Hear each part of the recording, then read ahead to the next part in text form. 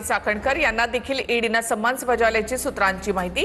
2 दिवसांपूर्वी एसआयटी कडनं 5.5 तास चाकणकर यांची चौकशी झाल्यानंतर आता ईडीची एंट्री चाकणकर यांच्या अडचणीमध्ये वाढ होण्याची शक्यता।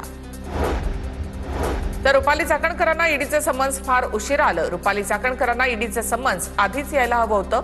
एकनाथ खडसेंचा रुपाली चाकणकर यांच्यावर निशाणा। अशोक खरातचा ईडी ताबा घेण्याची शक्यता। सूत्रांची माहिती। खरातच्या मालमत्तेसंदर्भात ईडीकडनं कागदपत्र ताब्यात घेण्यात आली। कोर्टाने ईडीचा अर्ज मंजूर केल्याची माहिती आहे। खरातचं साम्राज्य नेमकं कशाच्या जोरावर ईडी तपास करणार? एमआयएम नगरसेवक मतीन पटेलच्या घरावर महापालिकेने धडक कारवाई करावी। आरोपीला लपवणं हा भयंकर गुन्हा। संजय शिरसाट यांची टीका।